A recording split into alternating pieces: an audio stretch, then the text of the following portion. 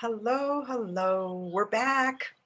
This time Yeah, our this time our topic is men has an audience.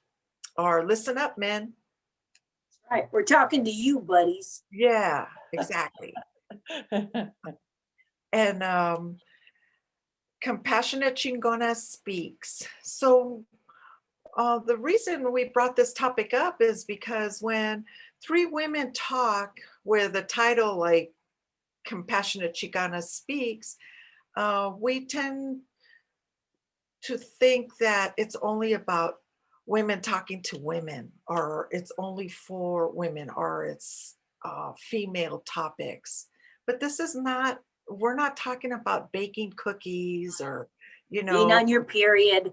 yeah, or, it's just not, we're talking about general subjects such death and grieving. We talked about shamanism. We talk about sex, and these are not just gender um, related subjects. These are general. And it's funny because we listen culturally. We listen to men talk all the time, like late night talk shows. Those are men comedians, and yet everybody listens to men talk, or newscasters, or politicians. We're always listening to men, but where's there a forum where men are invited to listen to women? And personally, I think that men would love to be privy to a woman's conversation. If they listen, they might learn a different perspective of these subjects. And the reason it came up is because when we were doing the Georgia talks and we talked about the insurrection, I might have mentioned, like, to me, it felt like those rioters were raping the Capitol. And we got feedback from a man who said, wow, I didn't see it that way. And I think I said, the womb, I mean, the Capitol represents the womb of where we create legislature and where laws are born. And so it was, he made a comment and he was really interested in what we had to say. So I just think that men should listen to us, and you're invited to come and listen to us. And I'm going to pass this on to my sister Cynthia, and let's hear what you have to say about men as an audience. Well, thank you, Lorraine, and thank you for this topic because I think men listening to our show is so important because it's develop an understanding of women. I mean, let's just get it out of the way. Men and women are different. We all know that. I mean, remember, men are from Mars and women are from Venus. We all know that we're different, and that's okay because by understanding the opposite gender, it gives you insight. And to me, I come from Cherokee background and we're taught to live in balance. So what I love to see is when men and women are in harmony and balance. Now that doesn't happen very often, and especially in a society that we live in where the men have been in charge so long. What's happening is now that women are coming into their power, some men get intimidated. Some men are afraid. They're afraid of, their power and control. But I'm here to say that, women have so many positive qualities, and so do men. It's about complementing each other, not competing. We don't have to compete for anything. And I feel having that opposite, the masculine energy, it really balances the women out. And so the topics that we're talking about on this show are life topics. I mean, we talked about death. Well, I'm sorry, that's not a gender specific thing. Everybody's going to die. We talk about sex. Well, again, that's not gender specific. Now, it may be our point of view because we are women, but I think if men just acknowledge that we're different and they understand us a little bit more, I think that we can create a more harmonious world where we do get along. because, men sometimes tend to be a little bit, and especially in our culture, and my culture is Latina and Native American, a little bit too macho. And they don't want to be seen as feminine. They don't want to cry. Well, you know what? We all have masculine and feminine energy. Everybody does. And some women may be a little bit more masculine. And I'm not talking about sexual preference here. I'm just talking about, I know I have some very good friends that are men that are straight men that are very in touch with their feminine side. And I find that so endearing, because when you repress your natural emotions, like crying or showing emotion, it's not healthy. So I think by us hearing each other and understanding, and men, if you have a particular topic that you would like us to address, by all means, we want to hear what you want to hear.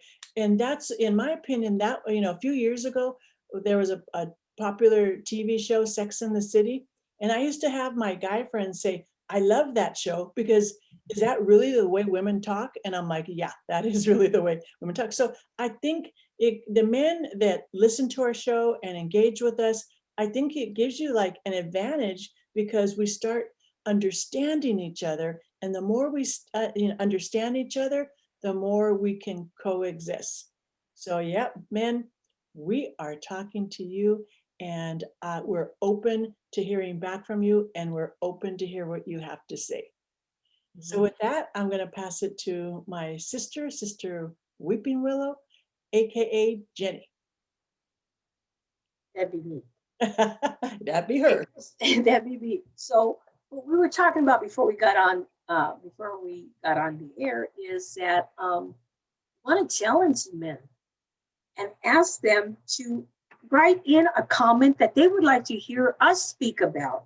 And when we speak to this audience, whoever it may be, 1 or 100 or maybe 1,000, Or that million. we're honest. We're not going to bullshit you. We're going to tell you exactly how we feel, because this is our podium to connect all of us. We want to be able to go into a room and feel comfortable enough to speak to anybody there. And a lot of times I feel that before, men used to think, oh, if a woman goes in there and they start speaking to guys, or what do they want? You know what? Probably nothing. But we need to be able to open those channels so that we can enjoy each other's company, not be afraid to. Of course, there are certain subjects that are taboo, and you should only speak to about those things to people that you're very close to. But we want the door to be opened. We want the lines of communication to be open, because we are different, but we're more alike than we are different.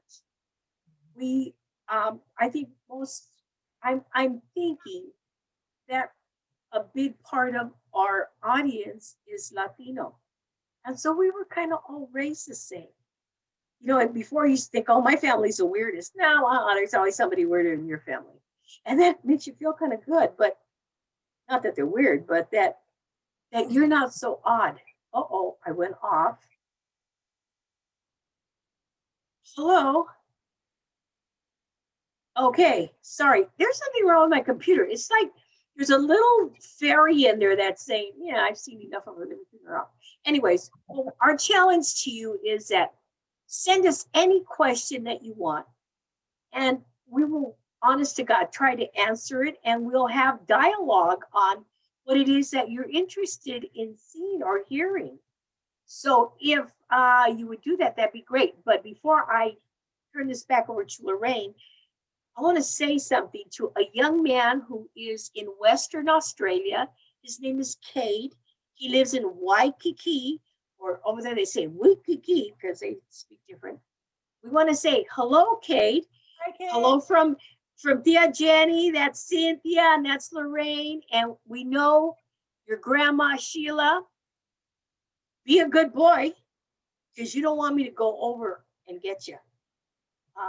Not that I will, but Kate, we're the YouTube women. Adios. Now it's back to my sister Lorraine. Yes, thank you for joining us for another week of no topic is taboo. Woo, I like that. And we'll see you next week Yeah. with, I think our topic will be about forgiveness. Join us. Okay. Good Adios. night. Night.